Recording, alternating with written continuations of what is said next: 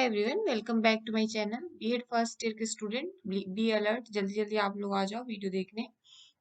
जैसा कि मैंने आप लोगों को पहले भी कहा था कि जो स्टूडेंट बीएड फर्स्ट ईयर में इनरोल हो चुके हैं या बीएड फर्स्ट ईयर में इनरोलमेंट लेने वाले हैं उनको तो अभी नहीं जरूरत है नोट बनाने की। बस अपने नॉलेज के लिए वीडियो देख सकते हैं। लेकिन जो बीएड फर्स्ट ईयर में इनरोलमेंट ले चुके हैं उनके लिए नोट मेकिंग एक बहुत ही इम्पोर्टेंट थिंग्स है। नोट डेली फर्स्ट डे से ही बनाते चलना। पेपर फर्स्ट, अभी आप देख रहे हो पेपर फर्स्ट का नाम क्या है, childhood and development. Unit 1, unit 1 में educational psychology, growth and development हमें पढ़ना है। और इसमें हम टॉपिक वाइज नोट बनाते जाएंगे, टॉपिक वाइज एक एक टॉपिक को, क्योंकि अभी हमारे पास बहुत टाइम है एग्जाम आने में। जो फर्स्ट सेमेस्टर के स्टूडेंट हैं उनके लिए बहुत ही टाइम, 6 मंथ है अभी आपके पास एग्जाम देने के लिए, तो 6 मंथ सफिशियंट होता है एक अच्छा नोट बनाने के लिए। अब इसमें आप पहले, इसके पहले वाले वीडियो में हमने देखा था meaning of psychology.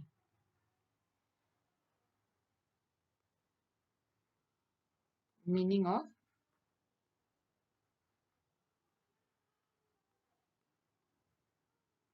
Meaning of psychology and branches of psychology.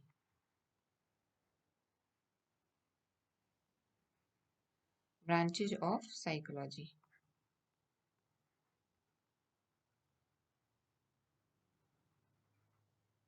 Psychology, ठीक है। अब इसमें हम देखते हैं educational psychology. Educational psychology, why we need educational psychology in education. शिक्षा शिक्षा शैक्षिक मनोविज्ञान की जरूरत हमें शिक्षण क्षेत्र में क्यों पड़ा। तो educational psychology will help the teacher to get answer for the following question. कुछ क्वेश्चन को जो टीचर होते हैं, जो शिक्षक होते हैं, उनको कुछ आंसर कुछ कुछ क्वेश्चन के आंसर को पता करने के लिए एजुकेशनल साइकोलॉजी की नीड होती है। हम साइकोलॉजिकल बच्चे के मेंटल एबिलिटी को भी समझ पाते हैं। Who are to be educated as a teacher, आपको पहले सबसे पहले ये देखना है आपको किसको पढ़ाना है। Why should one be educated, उसको क्यों पढ़ाना है, किस नीड के लिए पढ़ाना है। Where should education to be given, education कहाँ दे रहे हो आप, स्कूल में, कॉलेज में, फॉर्मल, इनफॉर्मल, नॉन फॉर्मल, किस टाइप की एजुकेशन दे रहे हो। When it should be given, कब दे रहे हो। How should it be given, कैसे देना है एजुकेशन, उसको कैसे देना है कि वो अपने लेवल पे जाके समझ पाए। And many other question relating to teaching learning process. Teaching learning process में बहुत सारे ऐसे क्वेश्चन होते हैं जिसका सॉल्यूशन, जिसका समाधान किसके अंडर में आता है, किसके थ्रू हो सकता है, एजुकेशनल साइकोलॉजी के थ्रू हो सकता है। इसीलिए वीडियो को मैं स्लो स्लो ऊपर कर रही हूँ, सो दैट आप इसको रोक के, पॉज करके नोट बना लें। Educational psychology has different dimension. Educational psychology बहुत ही डिफरेंट डायमेंशन रखता है, क्योंकि वो बच्चों के सोशल बैकग्राउंड, बच्चों के कल्चरल बैकग्राउंड, इन सब के ऊपर बेस्ड होता है।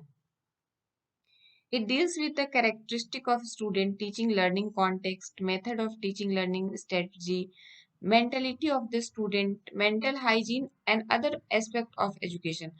एजुकेशनल साइकोलॉजी, जैसे कि पहले ही आपको बताया मैंने कि सोसाइटी, उसके एक स्टूडेंट के कल्चरल बैकग्राउंड पे भी काफी डिफर करता है, कल्चरल बैकग्राउंड पे डिपेंडेंट है, उसके एजुकेशनल बैकग्राउंड पे, उसके पेरेंट के एजुकेशनल बैकग्राउंड पे भी डिपेंडेंट है, उसके इकोनॉमिकल बैकग्राउंड पे भी डिपेंड है, लर्निंग का मेथड ऑफ टीचिंग पे भी डिपेंड है। एक एजुकेशनल साइकोलॉजी, एक शिक्षण teaching learning process, method of teaching learning strategy पे भी डिपेंडेंट है।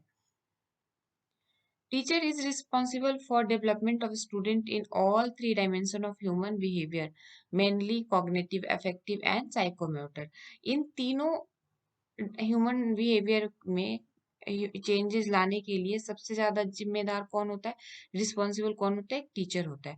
तो एजुकेशनल साइकोलॉजी की इन बच्चों की, जो जिसको आप टीच कर रहे हो, यानी जिसको आप शिक्षण दे रहे हो, उसके बिहेवियर में चेंज लाने के लिए, उसके बिहेवियर में तीनों डोमेन, कॉग्निटिव में, अफेक्टिव और साइकोमोटर, तीनों डोमेन में चेंज लाने के लिए एक टीचर बहुत ही इंपॉर्टेंट रोल प्ले करता है। Psychology explain the interdependence of these three domains and need for the importance of development of all the domains of the in the student. Psychology इसको explain करता है, इंट्राडिपेंडेंट होता है for these three domains and need to, तीनों एक एक अंतर मतलब एक दूसरे से रिलेटेड होते हैं ये। Thus, the knowledge of psychology will help the teacher in self-understanding, developing personal skills and fulfilling social domains.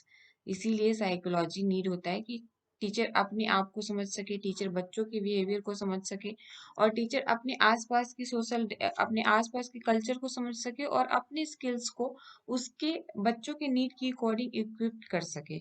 इसीलिए एजुकेशनल साइकोलॉजी की नीड होती है। अब इसको हिंदी में भी हम देख लेते हैं। शैक्षिक मनोविज्ञान, एजुकेशनल साइकोलॉजी को हिंदी वाले स्टूडेंट शैक्षिक मनोविज्ञान लिखेंगे। शैक्षिक मनोविज्ञान में हमें क्या पढ़ना है? शैक्षिक मनोविज्ञान शिक्षक को निम्न प्रश्नों के उत्तर पाने में मदद करेगा। इसको क्यों एजुकेशन में इनकलकेट करने की जरूरत पड़ी? क्योंकि कुछ क्वेश्चन अधूरे रह जाते थे, कुछ चीजें टीचर शिक्षक सोच नहीं पाते थे। तो किससे शिक्षित किया जाना है, किसी को किसको शिक्षित किसी को शिक्षित क्यों होना है, शिक्षा कहाँ दी जानी चाहिए या कब दिया जाना चाहिए, इसे कैसे दिया जाना चाहिए। और शिक्षण अधिगम प्रक्रिया में बहुत सारे ऐसे क्वेश्चन आते हैं जो कि एजुकेशनल साइकोलॉजी यानी कि शैक्षिक मनोविज्ञान के थ्रू क्लियर हो सकता है।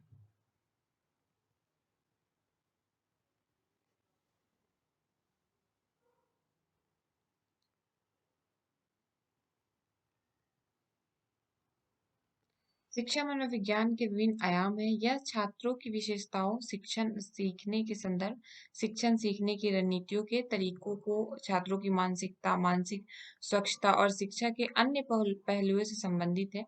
शिक्षक मानव व्यवहार के तीनों आयाम अर्थात संज्ञानात्मक, भावात्मक और मनोदैर्घ्य मनोविज्ञान में छात्र के विकास के लिए जिम्मेदार है। मनोविज्ञान इन तीनों डोमेन की अन्योन्याश्रित यानी कि अंतःक्रिया और छात्रों में सभी डोमेन के विकास के महत्व की आवश्यकता को बताता है। इस प्रकार मनोविज्ञान का ज्ञान शिक्षक को स्वयं को समझने, पेशेवर कौशल विकसित करने और सामाजिक मांगों को पूरा करने में मदद करता है। जैसा कि पहले मैंने इसको ब्रीफ में समझा दिया है कि जो अम, शिक्षा मनोविज्ञान है वो हमें सबसे इम्पोर्टेंट समाज को समझने में, समाज को समझेंगे, सामाजिक चीजों को समझेंगे तो हमें बच्चों के बैकग्राउंड को, बच्चे कहाँ से बिलोंग करते हैं, बच्चे किस बैकग्राउंड से आते हैं, उनका सोशल इकोनॉमिकल बैकग्राउंड क्या है, इन सब चीजों को समझ के उस टाइप से हम उनको शिक्षा देने की कोशिश करेंगे। Principle of teaching and learning. अब हम आ जाते हैं अपने नेक्स्ट टॉपिक पे कि purpose of teaching and learning, जो हमारा टॉपिक था उस पे आता है टीचिंग लर्निंग क्या है। सबसे पहले तो हम समझते हैं टीचिंग क्या है, मतलब आप लर्निंग क्या है ये भी समझेंगे, सबसे पहले हम समझते हैं टीचिंग क्या है।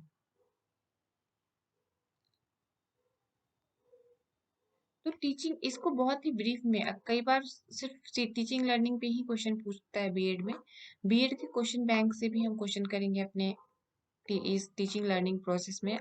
आज नहीं, जब हम इसको शुरू करेंगे तो इसको भी हम पढ़ना शुरू कर देंगे। ये कहाँ से पहुंच गया, व्हाट इज टीचिंग।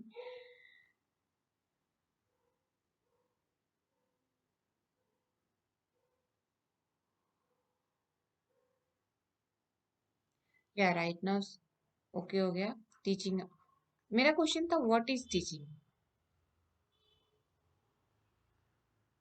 क्या आप इस शब्द को, इस वर्ड को आप लोगों ने बहुत बार सुना होगा, टीचिंग लर्निंग, टीचर टीचिंग, मुझे टीचर बनना है, मुझे टीचिंग करना है। तो क्या आपको एक्चुअल मतलब इसका पता है कि ये व्हाट इज टीचिंग?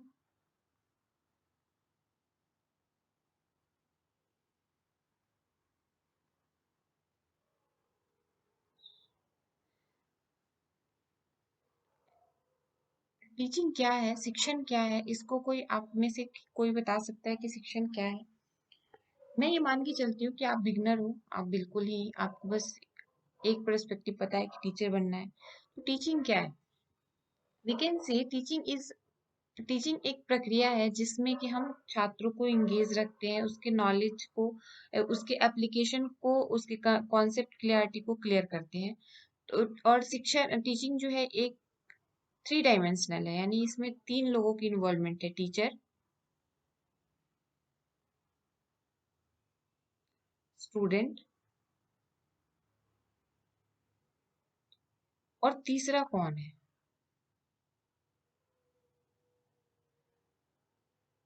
क्या इसमें से कोई बता सकता है कि तीसरा कौन है? टीचर और स्टूडेंट तो है ही, तीसरा कौन है? कौन पढ़ा रहा है, किसको पढ़ा रहा है, और और क्या पढ़ा रहा है, यानी कि आपका करिकुलम या कॉन्सेप्ट, क्या आप क्या पढ़ रहे हो। जैसे अभी आप बीएड में यहाँ पे देखो, जैसे अभी जो आप हमारे बीच में हो रहा है ये भी त्रिआयामी है कि क्या पढ़ा रहे हो, कौन पढ़ा रहा है, जैसे मैं पढ़ा रही हूँ, कौन पढ़ रहा है, आप पढ़ रहे हो, और क्या पढ़ा रही हूँ, तो सिलेबस पढ़ा रही हूँ आपको, या करिकुलम किसी एक पाठ्यक्रम को पढ़ा रही हूँ, तो क्या पढ़ा रही हूँ, यानी बीएड की कोर्स करा रही हूँ, बीएड पढ़ा रही हूँ आपको। तो टीचिंग लर्निंग प्रोसेस में तीन चीजों का होना जरूरी है, टीचर, स्टूडेंट और सिलेबस, करिकुलम, कॉन्सेप्ट, किसी भी नाम, कोई भी एक यहाँ पे नाम डाल सकते हो, सिलेबस डालो, करिकुलम डालो, कॉन्सेप्ट डालो, स्किल्स डाल सकते हो। ये तीन त्रिआयामी है, यानी कौन, किसे, क्या, कौन, किसे, क्या, ये त्रिआयामी है। ये एक सोशल प्रक्रिया है, ये एक सोसाइटी को चेंज करने के लिए, एक बिहेवियर को चेंज करने के लिए, बिहेवियर चेंज होगा तो किसको इफेक्ट करेगा, हमारी सोसाइटी को इफेक्ट करेगा, सोसाइटी को चेंज करने की प्रक्रिया है।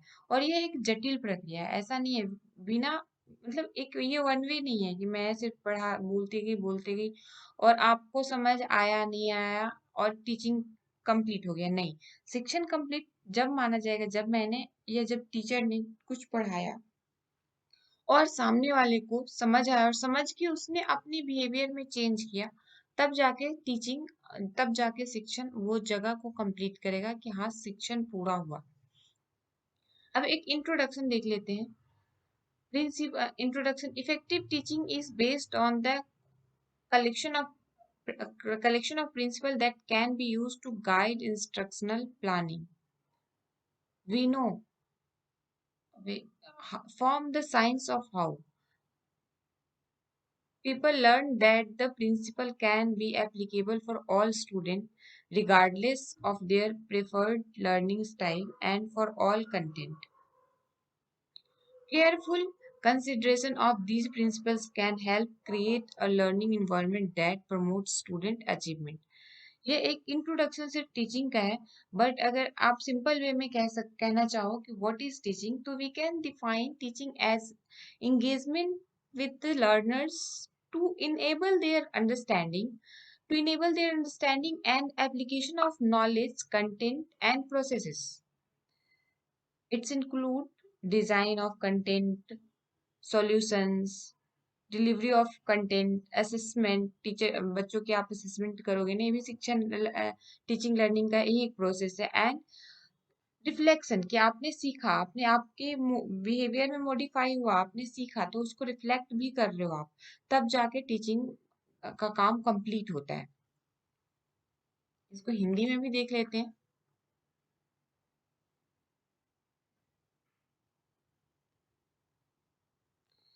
एक प्रभावी शिक्षण सिद्धांतों के एक संग्रह पर आधारित है जिसका उपयोग निर्देशात्मक योजना को निर्देशित करने के लिए किया जाता है। लोग कैसे सीखते हैं, इसके विज्ञान से हम जानते हैं कि ये सिद्धांत सभी छात्रों के लिए लागू हो सकता है, चाहे उसकी पसंदीदा सीखने की शैली कुछ भी हो, और सभी सामग्री के लिए इन सिद्धांतों पर सावधानी पूर्वक विचार करने से एक सीखने का माहौल बनाने में मदद मिलता है जो छात्रों को की उपलब्धि को बढ़ावा देता है। ये नोट में आप लोगों को लिखने की जरूरत नहीं है, ये नोट में आप लोगों की इंट्रोडक्शन लिखने का जरूरत के लिए कोई मतलब फोर्स नहीं है कि आप इसको लिखो। ये जस्ट एक टीचिंग को जैसे लाइटली लेते हैं स्टूडेंट, अच्छा टीचिंग लर्निंग प्रोसेस है तो बड़ा इजी है। टीचिंग बचपन से हमें टीचिंग मिलती आ रही है और हम लर्निंग कर ही रहे हैं, तो टीचिंग लर्निंग प्रोसेस बहुत इजी है। लेकिन नहीं, टीचिंग की जो एक प्रोसेस है बहुत ही कॉम्प्लेक्स है, इसको इजीएस्ट फॉर्म में नहीं देख सकते हो आप। It's a complex things, teaching is a complex things.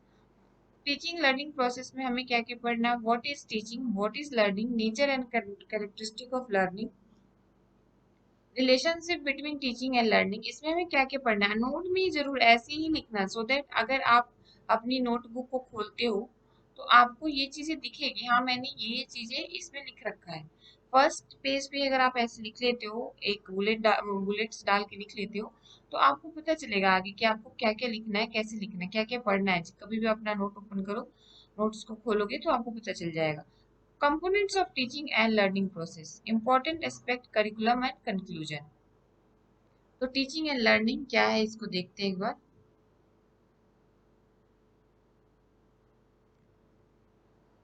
Teaching and learning are the foundation of the education and training. Teaching learning के बिना एजुकेशन को आप कैसे थॉट कर सकते हो, सोच सकते हो। ये क्या है, ये लर्निंग का, ये शिक्षा और ट्रेनिंग का क्या है, ये बेस्ड है टीचिंग लर्निंग। चाहे आप ट्रेनर हो, चाहे आप टीचर हो, अब टीचर का तो प्रयोग ही नहीं किया जा रहा है, फैसिलिटेटर बताया जा रहा है, क्योंकि अब जो एजुकेशन है वो स्टूडेंट सेंटर्ड हो चुका है। Both are extremely important in process of education. Teaching is successful when it cause to learn. Teaching कब सक्सेसफुल होता है, जबकि कोई सीख रहा हो। अदरवाइज टीचिंग का अ, कोई मोल नहीं है, कभी वो सक्सेस नहीं हो सकता जबकि उसमें कोई दूसरा तीसरा एस्पेक्ट इन्वॉल्व हो। क्या, कौन पढ़ा रहा है, क्या पढ़ा रहा है, ये दो हो गया, लेकिन किसको पढ़ा रहा है ये जब तक कंप्लीट ना हो तब तक teaching not doesn't take place ना। हिंदी वालों के लिए भी उतना ही इजी है। ऐसा नहीं है कि अगर मैं इंग्लिश का टर्म यूज कर रही हूँ तो हिंदी में उनको नहीं समझ में आए। बहुत कम टर्म्स है ऐसे। Nothing is assume to be taught unless it's learn. कुछ भी हम सोच ही नहीं सकते सिखाना जब तक कि वो कोई सीखने के लिए राजी ना हो। Learn by the learner. So teaching and learning go hand in hand. Teaching और लर्निंग एक दूसरे के साथ ही कंप्लीट हो सकता है। Teacher use various teaching methods strategy to make student learn. अब ये टीचर के ऊपर ऊपर डिपेंड करता है। एक अच्छा शिक्षक वही होता है जो अपने स्टूडेंट को किसी भी तरीके से, जिस तरीके से स्टूडेंट सीखना चाहते हैं उस तरीके से उसके अधिगम को कंप्लीट करवाए, उसके शिक्षण को कंप्लीट करवाए, और जो वो सिखाना चाहता है वो सिखाए। जैसे मान लो कुछ स्टूडेंट, जैसे इसमें से कुछ स्टूडेंट नॉर्मली ये देख के भी समझ जाएंगे, अच्छा ये है, इसको ऐसे समझना है। कुछ स्टूडेंट एग्जाम्पल के थ्रू जल्दी समझ जाते हैं। कुछ स्टूडेंट करके सीखना पसंद करते हैं, लर्निंग बाय डूइंग मेथड से समझते हैं। कुछ स्टूडेंट अपनी विजुअलाइजेशन को जो देखते हैं, देख के जल्दी सीखते हैं।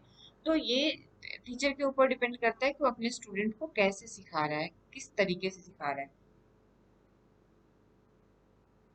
हिंदी वाले स्टूडेंट भी हिंदी में आप नोट अपना बना सकते हो ऐसे ही। शिक्षण और सीखना, शिक्षा और प्रशिक्षण की नींव है। शिक्षा की प्रक्रिया में दोनों अत्यंत अत्यंत महत्वपूर्ण है। शिक्षण तब सफल होता है जब वह सीखने को प्रेरित करता है। जब तक सीखने वाले ने इसे सीखा नहीं तब तक कुछ भी सिखाया हुआ नहीं माना जाता।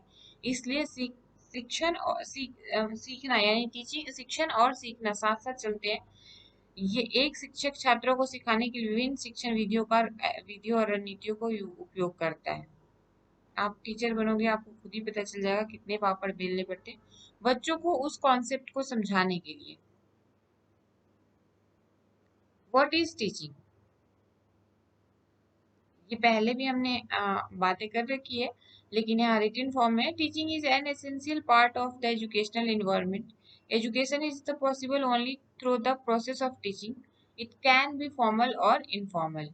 एजुकेशन सिर्फ कब हो सकता है, आप शिक्षित कब हो सकते हो, तो जब आपको शिक्षण दिया जाए। अगर आपको शिक्षण दिया ही नहीं गया तो आप कैसे शिक्षित हो सकते हो। क्या इसके बिना ये पॉसिबल है कि आपको अगर टीचिंग ना दिया जाए और आपको कुछ चीजें आ जाए बाई गॉड ग्रेस। ऐसा बहुत कम होता है। जैसे लॉर्ड बुद्धा को हुआ था कि बाई गॉड ग्रेस उनको बोधि वृक्ष के नीचे अपने आप नॉलेज इनलाइटमेंट हो गई थी। लेकिन ऐसा आज के टाइम में पॉसिबल नहीं है कि विदाउट टीचिंग लर्निंग कंप्लीट हो जाए। किसी भी फॉर्मल और इनफॉर्मल वे में। आई होप कि फॉर्मल और इनफॉर्मल वे आप लोग समझते होंगे। जैसे आप स्कूल में पढ़ाई करते हो तो ये फॉर्मल हो गया, और आप अभी यहाँ पढ़ रहे हो तो ये क्या हो गया, इनफॉर्मल हो गया। YouTube, YT YouTube. Formal generally take place within the fourth wall, यानी चार दीवारी के अंदर ये घटित होता है। चार दीवारी के अंदर ये हो पाता है। स्कूल, कॉलेजेस, यूनिवर्सिटीज, ये इसको कौन से एजुकेशन में लेके जा सकते हो? फॉर्मल एजुकेशन में, कॉलेज हो गया, स्कूल हो गया, यूनिवर्सिटीज हो गया, ये क्या है? Formal. Informal is carried out with in the community, friends, family, home schooling. In informal teaching is an informal teaching. इसी के कड़ी में मैंने आपको बता दिया था कि वाईटी भी क्या है? इनफॉर्मल एजुकेशन ही है। अगर आप यूट्यूब पे जाके कुछ पढ़ते हो तो ओपन सोर्स से पढ़ रहे हो, दैट मीन्स, और कोई चार दीवारी कहीं भी पढ़ सकते हो। ट्रेन में पढ़ सकते हो, हवाई जहाज नहीं, एरोप्लेन में तो नहीं पढ़ सकते क्योंकि वहाँ फोन अलाउड नहीं होता। बाकी आप कहीं भी पढ़ सकते हो, तो ये इनफॉर्मल है। शिक्षण क्या है? वही हिंदी वाली बात आ गई। अब मैं इसको दोबारा दोहराऊंगी नहीं, आप इसको वीडियो को पॉज करके देख सकते हो। मैं काफी इसको स्लो स्लो ऊपर कर रही हूँ। शिक्षण की डेफिनेशन ऑफ टीचिंग। टीचिंग के बहुत लोगों ने बहुत सारी डेफिनेशन दी है। कुछ डेफिनेशन जो मुझे लगा कि इम्पोर्टेंट है आपको यहाँ पे बता दी गई है। और हाँ, आप एग्जाम में भी डेफिनेशन अगर लिख के आते हो कि किस डेफिनेशन को किसने लिखा है, किसने बताया, तो आपके मार्क्स मतलब एक्स्ट्रा एड ऑन हो सकते हैं। Teaching refers to the activities that are designed and perform to produce change in student behaviour. किसने बोला है? क्लार्क ने कहा है। बिहेवियर शिक्षण उन गतिविधियों को संदर्भित करता है जो छात्र के व्यवहार में परिवर्तन लाने के लिए डिजाइन और निष्पादित किए जाते हैं। इसको किसने कहा है? क्लार्क ने कहा है। इसको मैं नहीं कह रही हूँ, क्लार्क ने कहा है। दूसरा कौन है भाई साहब? देखते हैं दूसरा कौन है।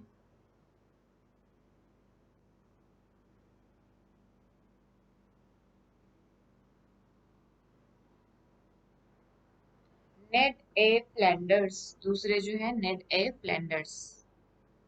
Teaching is an interaction process. Interaction means participation of both teacher and learners, and both are benefited by this. The interaction take place of achieving desired objective. जब टीचर अपने लर्नर को कुछ सिखा रहा होता है तो वो भी बेनिफिटेड होता है, क्योंकि वो भी कुछ ना कुछ सीख रहा होता है।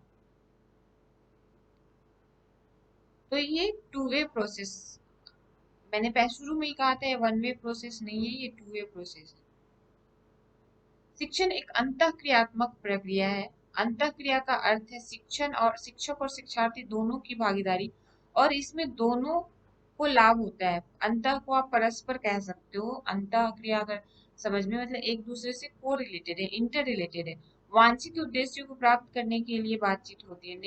नेड एल ए फ्लैंडर्स ने इसको कहा है। आप इसको लिख लेना। अब टीचिंग प्रोसेस हमारा यहीं पे कंप्लीट हो गया। टीचिंग के आगे हम लर्निंग देखते हैं। पहले हमने इंडिविजुअली क्या देखा? टीचिंग देखा। What is teaching? Teaching teaching हो गया कंप्लीट। अब हम देखते हैं लर्निंग। What is learning? तो learning is an integral part in teaching learning process. Teaching learning process का बहुत ही महत्वपूर्ण एक पार्ट है, अभिन्न अंग है। इसको कहते हो अभिन्न अंग, जो अटूट अंग है लर्निंग। क्योंकि without learning teaching is not possible. A teacher must know the two them a teacher must know the term before engage in teaching. Teacher को सबसे पहले यह अवश्य जान लेना चाहिए कि क्या पढ़ाना है, किसको पढ़ाना है। For successful teaching all required skills are learn through micro teaching in pre service training. जब आप ट्रेनिंग लोगे अभी प्री सर्विस में, तो माइक्रो टीचिंग अभी जो आप पढ़ रहे हो ना, इन सर्विस और प्री सर्विस भी आपको आगे जाके पढ़ना है। इन सर्विस होता है जो जब आप टीचर बन जाओगे, और उसके बीच में आपको जब कुछ पढ़ना पड़ेगा, वो इन सर्विस में आ जाता है। लेकिन अभी आप टीचर ट्रेनर, अभी आपको ट्रेनिंग दिया जा रहा है, तो आप किस में हो? प्री सर्विस ट्रेनिंग में हो। Learning simply means that knowledge और skills which acquired by interaction, instructions और study. Learning simply means the knowledge और skills which acquired by instructions और स्टडी। लर्निंग उसे ही कहते हैं जो कि आप किसी इंस्ट्रक्शंस या उसको पढ़ के सीखे हो। Learning is a psychological in nature. Every individual learn new things by practice, experience और studies. कुछ भी आपको अपने आप नहीं आ जाता कि आप बैठे हुए हो और आपको वो चीज पता चल गया। आप जब तक उसकी प्रैक्टिस नहीं करते हो, एक गुड टीचर आप तभी सी, आप लोग अभी क्या हो, टीचर ट्रेनर, आपको आप फ्यूचर टीचर आप अपने आप को प्रेडिक्ट कर सकते हो, कह सकते हो। तो आपको अभी बहुत प्रैक्टिस करनी है कि मुझे प्रैक्टिस कर करके, यानी कि पढ़ने की प्रैक्टिस तो आपने कर लिया, अब पढ़ाने की भी प्रैक्टिस करनी होगी। जब आप ट्रेनिंग लेने जाओगे तो आपको क्लासरूम, एक्चुअल क्लासरूम भी प्रोवाइड करवाया जाएगा, वहाँ प्रैक्टिस होगी। एक्सपीरियंस, प्रैक्टिस होगा तो क्या मिलेगा आपको, एक्सपीरियंस मिलेगा। एक्सपीरियंस मिलेगा तो आपने क्या गलती करी, क्या चीज और सीखना है, कहाँ इम्प्रूव करना है, वो सारी चीजें आप समझ पाओगे। और स्टडी, पढ़ने से तो आता ही है, आप बैठ के पढ़ोगे तो ज्ञान तो मिल जाएगा, लेकिन इन दोनों से आपके स्किल्स बढ़ेंगे। सीखना क्या है, शिक्षण अधिगम प्रक्रिया में सीखना एक अभिन्न अंग है। एक शिक्षक को शिक्षण से पहले शब्द अवश्य जान लेना चाहिए। क्या जान लेने चाहिए कि शिक्षण अधिगम प्रक्रिया में सीखना एक अटूट अंग है। अब डेफिनेशन ऑफ लर्निंग भी देख लेते हैं। There are some important definition of learning which is help in better understanding. यहाँ पे कुछ डेफिनेशन है जो कि लर्निंग को अच्छे से समझाने में मदद करेगा। Learning is the process whereby the behaviour of an organism understood undergoes change and result of experiences. आपके बिहेवियर को चेंज करता है लर्निंग, और वो कहाँ से आता है, आपको आपके एक्सपीरियंसेस से आता है। आपके बिहेवियर में चेंजेस कहाँ से आएगा, आपके एक्सपीरियंसेस से आएगा। जैसा कि हमने ऊपर देखा था, एक्सपीरियंस होना जरूरी है, प्रैक्टिस होना जरूरी है।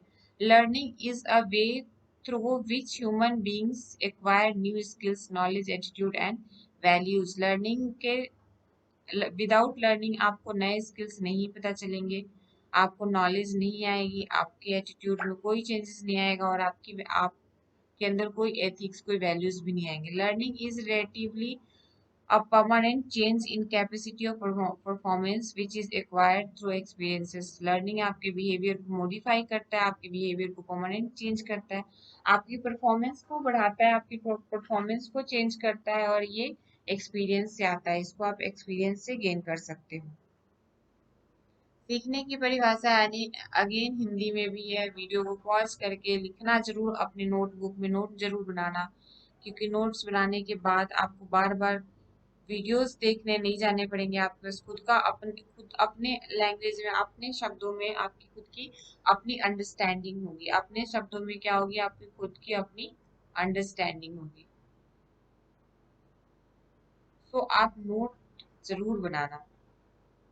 Nature and characteristic of learning, learning is a goal oriented, point to point लिखते जाना। इट मे बी फॉर्मल और इनफॉर्मल। टीचिंग जैसे फॉर्मल और इनफॉर्मल होता है, लर्निंग भी होता है। आई होप कि फॉर्मल और इनफॉर्मल का मीनिंग आप लोगों को पहले से भी पता है। जैसे कि मैंने ऊपर ही अभी बताया, फॉर्मल औपचारिक और अनौपचारिक हिंदी में कहते हैं। Learning depend upon proper motivation, learning किस पे डिपेंड करता है, प्रॉपर मोटिवेशन पे डिपेंड करता है।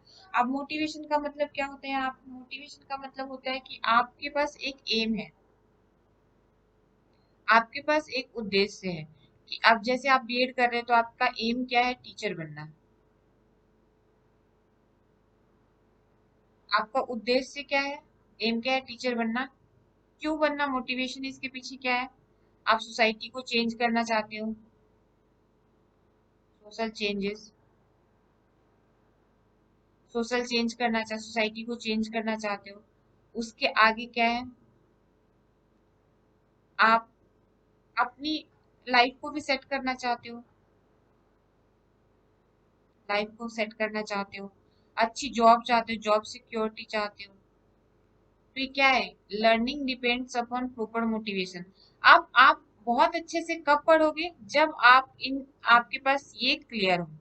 आप बहुत अच्छे से कब पढ़ोगे, जब आपके पास ये क्लियर हो, तभी। अदरवाइज आपके पापा ने कहा बेटा बीएड कर ले, आप बीएड कर रहे हो, आप बीएड कर रहे हो मतलब कि आप यहाँ नहीं हो। अगर आप सिर्फ बीएड कर रहे होते तो आप सिर्फ एग्जाम से 2 दिन पहले पढ़ना शुरू करते। Learning is continuous and endless process. Learning बचपन से, जब बच्चा एक पैदा होता है, उसके मतलब जब वो संभालता है तभी से वो सीखना शुरू करता है। जैसे मम्मा बोलना सीखता है, पापा बोलना सीखता है, तो वहीं से वो शुरू हो जाता है। और एंडलेस, आप जब तक हो तब तक सीखोगे। एक गांव में कहावत होती है, जब तक जियोगे तब तक सियोगे। वही वाली कहावत यहाँ पे याद रखना, कि आप जब तक हो तब तक आप लर्निंग कर रहे हो, कुछ ना कुछ नया सीख रहे हो। वो एक्सपीरियंस से आए। आपको अगर हमने हमने तो किसी से कुछ नहीं सीखा। अब तक जो चीजों जिस चीज जितना कुछ आप जानते हो वो सब आपके एक्सपीरियंस के द्वारा कहीं ना कहीं से किसी न किसी से सीखा होगा। जरूरी नहीं कि वो आप उसको अपने शिक्षक के रूप में ही जानो, लेकिन आपको आते जाते कोई भी कुछ सिखा जाता है वो भी आपका गुरु ही है, शिक्षक ही है। It is under it is unmeasurable. इसको आप नाप या तौल नहीं सकते कि कितना सीखे, कितना परसेंट सीखे। The amount of learning can not be measure. इसको आप मेजर ही नहीं कर सकते कि आपने कितना कितना किलो सीखा आज की वीडियो से। क्या आप बता सकते हो? क्या आप इसको मेजर कर सकते हो कि कितना आज आपने 2 किलो सीखा, आज आपने 1 किलो सीखा? तो इट इज अनमेजरेबल, ये इसको मेजर ही नहीं कर सकते। ये पॉइंट अभी आपको लग रहा है कि बीएड के लिए पढ़ रहे हो, अगर अच्छे से पढ़ लोगे तो ये सीटेट में भी पूछा जाता है। सीटेट ये गेट है। सीटेट क्या है? गेट है। जब आपने बीएड कर लिया, क्योंकि फर्स्ट ईयर में हो तो अभी आपको इसके बारे में इतना नहीं पता होगा। बीएड कर लिया, ठीक है, आपको सर्टिफिकेट मिल गई, लेकिन जॉब पाने के लिए आपको सीटेट के द्वार से गुजरना ही पड़ेगा, तभी आगे जाके आपको जॉब दिखेगी। अदरवाइज अगर ये आपने नहीं पास किया तो इसका कोई मतलब नहीं है, आप ये कॉलेज में ही बंद के रह गए। ये गेट है जॉब तक पहुंचने की, सीटेट। और सीटेट में एज इट इज, जैसे ये क्वेश्चन, जैसे ये पॉइंटर है ना, एज इट इज क्वेश्चन पूछते हैं। It is adjustment to new situation. It is adjustment. Teaching learning process क्या है? लर्निंग क्या है? एक एडजस्टमेंट है न्यू सिचुएशन में। Learning is a social as well as individual. Learning social भी है और इंडिविजुअल भी है। लर्निंग क्या है? ये सोसाइटी में भी पूरे अपने कुनबे के साथ भी सीखते हो और अकेले भी सीख रहे होते हैं वहां पे। It is a process of gaining experiences. ये एक एक्सपीरियंस, ये सीखने की प्रक्रिया एक्सपीरियंस गेन करके भी आता है।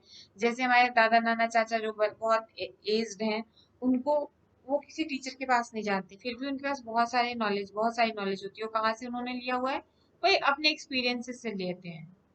वो कहाँ से लेते हैं? अपने एक्सपीरियंस से। कहते हैं ना, हम अपने बाल को ऐसे ही सफेद नहीं किए हैं। कैसे सफेद किए? एक्सपीरियंस ले लेके सफेद किए। बोलते हैं बार बार, मेरे दादाजी एक कहानी कहते थे कि मेरे बाल जो है धूप में सफेद नहीं हुए हैं। तो उनके बाल कहाँ सफेद हुए हैं? उनके बाल एक्सपीरियंस लेने में सफेद हुए हैं। अब आगे देखते हैं, हिंदी वाले बच्चे भी इसको हिंदी में। अच्छा देखो, एक चीज है, एजुकेशन लाइन में जब आप आते हो तो हिंदी में आप लिखने की सोचते हो, हिंदी आपकी बहुत अच्छी होती है, लेकिन कई जगह पे जाके ना वो फेल हो जाती है। जैसे औपचारिक, अनौपचारिक, मतलब समझ रहे हो, फॉर्मल, इनफॉर्मल, इतना इजी इंग्लिश में हो जाता है और हिंदी आते आते टफ होने लगता है। इसको सीखना उचित प्रेरणा पर निर्भर करता है। सीखना एक सतत और अंतहीन प्रक्रिया है। यह मापना असंभव है कि सीखने की मात्रा को मापा नहीं जा सकता। इसको आप वीडियो को पॉज करके लिख लेना प्लीज बच्चे।